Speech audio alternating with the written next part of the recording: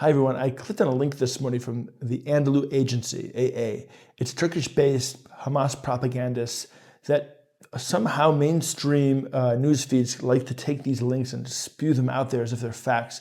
I just want to read this one title to you, and I want to correct what's going on here, just point out the propaganda that's just totally spewing out all over the place. The title says, illegal Israeli settlers established 3 new outposts in southern West Bank, rights group. And the subtitle is, NGO says nearly 6,400 dunams seized in Hebron area amid intensified settlement drive. Let's try to tackle this.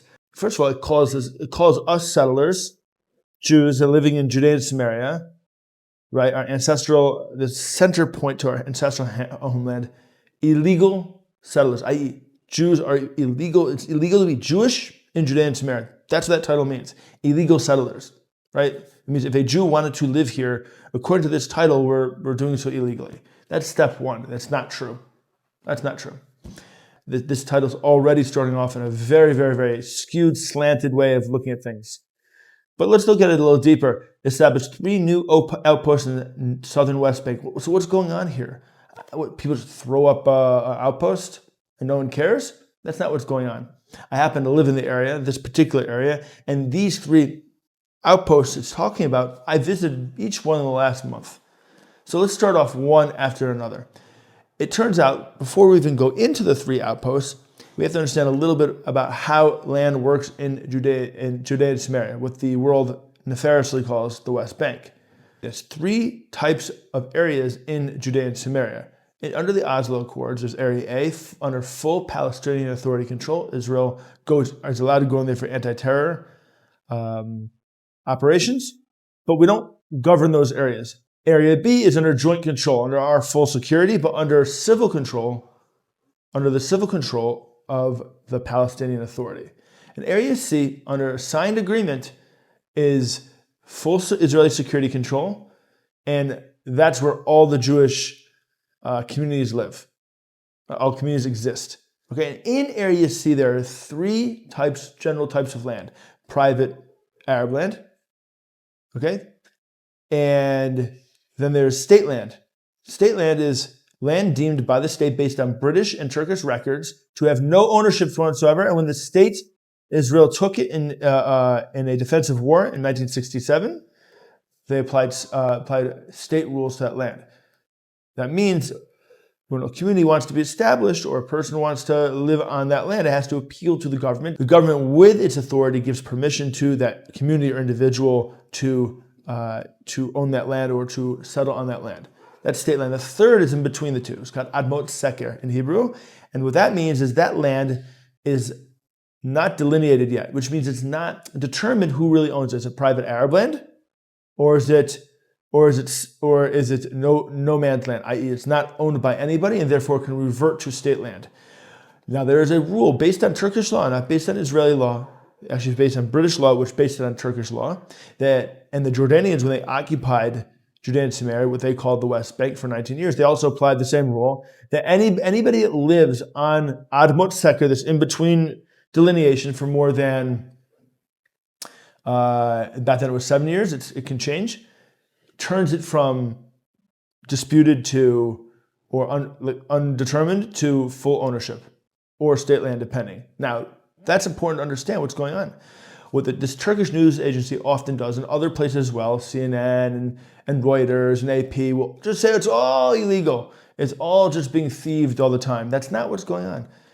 These 3 areas are all built on either state land or what was Admot Seker, but because of certain things took place, switched to state land, and therefore communities were built. Now, let's go through each one. The first one is a hillside near a community called Mali Chaver, on the map Penei Chaver. And this particular hillside, they have now moved caravans to, trailers to is basically essentially a already permitted neighborhood by state law, not illegal by state law, not just a bunch of people throwing up tents and shacks. Nope, this is a planned, established new neighborhood to the community of Penei Chaver, or Mali Chaver, depending which map you look at it. It's an empty hillside that is state land.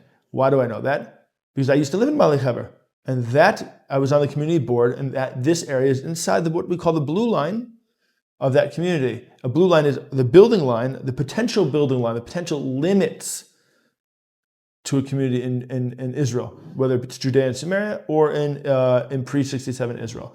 And this hill is very clearly inside that community. So that's outpost number one. Outpost number two.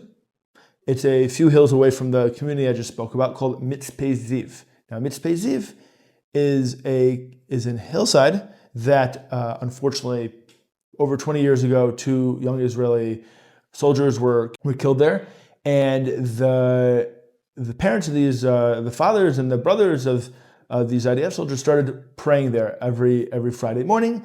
I personally have been there plenty of times. Empty hillside. They eventually established a makeshift synagogue there, and this land is 200 meters from the blue line of the previous community, Pnei Hever.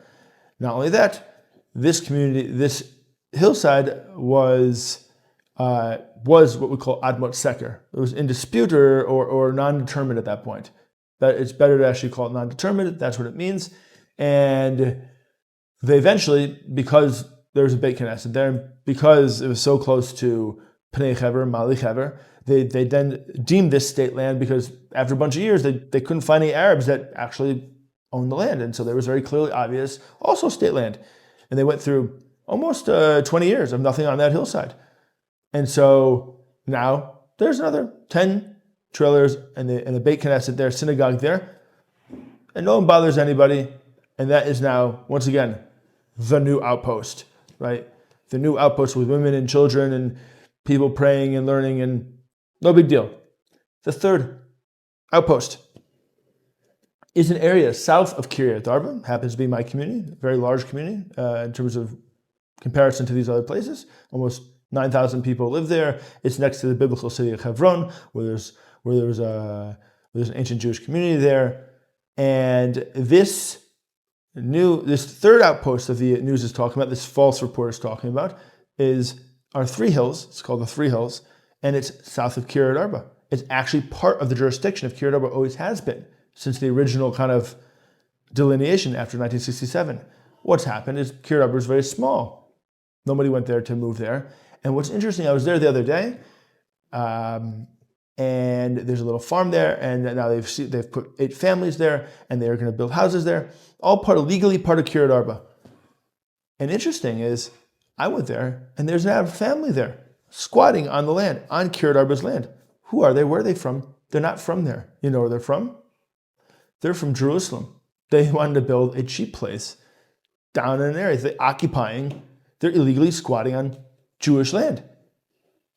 Right? No one's kicked them out, though. And the news says nothing about that, right? Except that, this area there are illegal Jews, illegal settlers. Settlers is always a code word for just Jewish people that want to live in this area. Just like Jews want to live in Monsey, New York, or Jews want to live in Marseille in France, or Jews want to live in Tel Aviv. Jews also would like to buy and purchase land here. For this Turkish news source, or like I said, Reuters or AP or CNN, we're just illegal squatters and illegal aliens running around this area. The fact is I just went to this place, and although it's just inside Kiryat Arba's municipal boundaries, what was there? An illegal Arab squatter from Jerusalem. We have to be careful. There's a concerted effort, international news, whether that's Google News feed, whether that's all these other places, and they suck from these international sources, which are really just propaganda arms for Hamas-affiliated outlets, and they regurgitate the same old propaganda.